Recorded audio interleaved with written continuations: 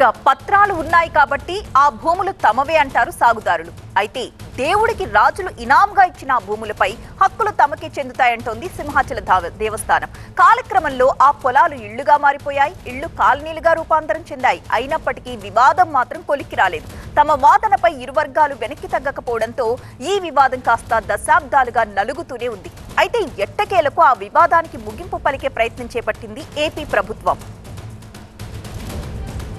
విశాఖలోని సింహాచలం దేవస్థానం పరిధిలో దశాబ్దాలుగా ఉన్న పంచగ్రామాల సమస్యపై ఏపీ ప్రభుత్వం కీలక ముందడుగు వేసింది. పంచగ్రామాల సమస్యకు శాశ్వత పరిష్కారం చూపుతూ ప్రభుత్వం నిర్ణయం తీసుకుంది. రైతులకు పట్టాలిచ్చి ఆలయానికి ప్రత్యామ్నాయ భూములు కేటాయించాలని ప్రభుత్వం నిర్ణయం తీసుకుంది. ఈ మేరకు కోర్టు కేసులను విత్డ్రా చేసుకునేందుకు ఇరు పక్షాలు అంగీకరించాయి. 12,000 మంది పైగా దీనివల్ల ఎఫెక్ట్ అవుతా ఉన్నారు.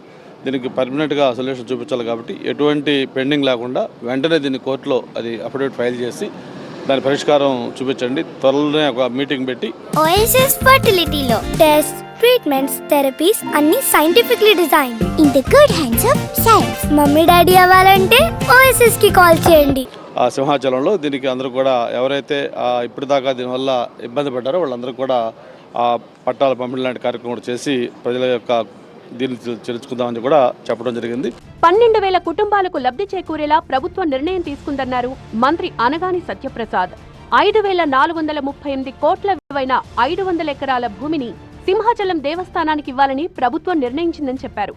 దాదాపుగా 500 ఎకరాలు అంటే 5,000 కోట్ల రూపాయలు విలువ చేసే భూమిని ప్రత్యామ్నాయంగా ఇచ్చి 12,000 ఇల్లుల దాకా రెగ్యులేట్ చేసే ఒక ప్రక్రియ.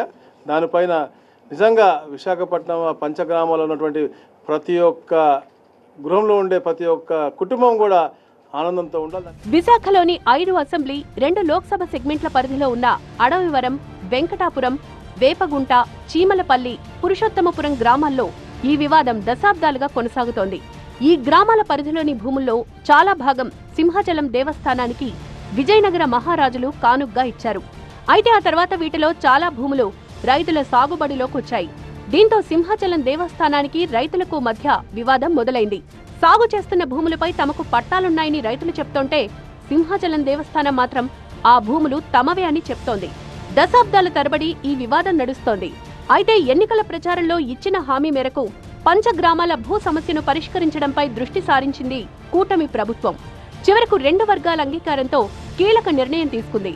ఈ పంచగ్రామాల భూ సమస్య పరిష్కారం లభించడంతో వీటితో ముడిపడున్న నివాసాల సమస్య కూడా ఓ కొలిక్కి రానుంది.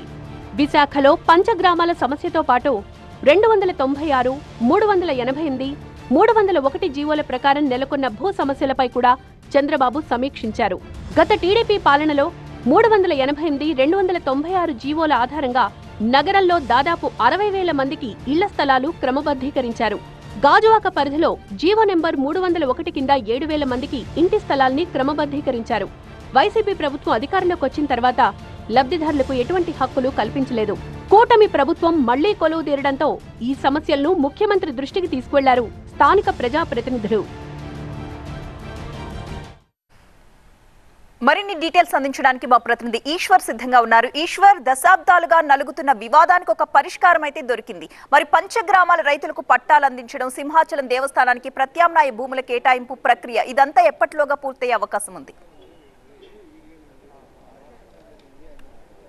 ఎగ్జాక్ట్లీ మీరు చెప్పినట్టుగా 3 దశాబ్దాలకు సంబంధించిన సమస్య ఇది. 1996లో ఈ సమస్య తలెత్తింది. ఆ గ్రామాలు ఏవైతే పంచగ్రామాలుగా మనం చెప్పుకుంటున్నామో పురుషోత్తపురం కావచ్చు, వెంకటాపాలెం, అలాగే చీమలాపల్లి, వేపగుంట, అడవివరం, ఈ 5 గ్రామాల్లో సింహాచలంకి దాదాపు 12,000 ఎకరాల భూమి ఉంది. అందులో 420 ఎకరాల్లో ఈ 12,000 మంది ఇల్లు నిర్మించుకున్నారు. దీనికి అప్పటి నుంచి సింహాచలం దేవస్థానానికి అలాగే ఎవరైతే ఇల్లు నిర్మించుకున్నారో వాళ్ళ మధ్య ఆధిపత్యం కొనసాగుతోంది. కోర్టులో వాదనలు సాగుతున్నాయి. అయితే ప్రభుత్వం వాళ్ళందరికీ క్రమబద్ధీకరించి వాళ్ళకి అక్కడే స్థలాన్ని ఇవ్వాలి. దానికి ప్రత్యామ్నాయంగా దేవస్థానానికి అంతే వాల్యూ ఉన్న మరొక చోట ఆ స్థలాన్ని ఇవ్వాలని నిర్ణయించాయి. దాదాపు ఆ 420 ఎకరాల స్థలం వాల్యూ దాదాపు 5,000 కోట్లు. ప్రస్తుతం ప్రభుత్వం 420 ఎకరాలకు బదులు 610 ఎకరాలు బయట ఇతర ప్రాంతాల్లో ప్రభుత్వం చూపించింది. దాన్ని అందుకు సింహాచలం దేవస్థానం ఆనువంశిక ధర్మకర్త అయిన అశోక గజపతిరాజు కూడా అంగీకరించారు. అదే విషయాన్ని కోర్టుకు తెలియపరుస్తున్నారు. కోర్టులో అఫిడవిట్ రూపంలో దాన్ని పొందుపరిచిన తర్వాత కోర్టులో వాద్యం విరమించుకున్న తర్వాత దానికి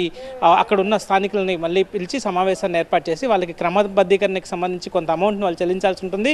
అది కూడా దాదాపు 130 కోట్ల వరకు వచ్చే అవకాశం ఉంటుందని చెప్తున్నారు. ఆ 130 కోట్లను కూడా దేవస్థానానికి జమ చేయాలని ప్రభుత్వం నిర్ణయించింది. సో ఆ తర్వాత వాళ్ళందరికీ అక్కడ పట్టాలు ఇచ్చే ప్రయత్నాన్ని చేస్తామని చెప్తున్నారు. ఒక నెల పైన ఇది పట్టే అవకాశం ఉంది. నెల నుంచి 2 నెలల పాటు, ఎందుకంటే కోర్టులో దాన్ని విరమించుకోవాలంటే కోర్టు కూడా అంగీకరించాల్సి ఉంటుంది. దానికి అడ్వకేట్ జనరల్కి ఇప్పటికే ప్రభుత్వం ప్రతిపాదన కూడా పంపించింది. సో ఇది ఒకటి అయితే ఇంకొక స్థలాల క్రమబద్ధీకరణ అయినవి 2 ఏళ్లలోపు హక్కులు పొందే దానికి సంబంధించి కూడా దాదాపు 60,000 మంది, మొత్తం రాష్ట్రం మొత్తం మీద సమస్య ఉంది. రాష్ట్రం మొత్తం మీద 2 లక్షల మంది ఉంటే ఒక్క విశాఖలోనే 60,000 మంది ఉన్నారు.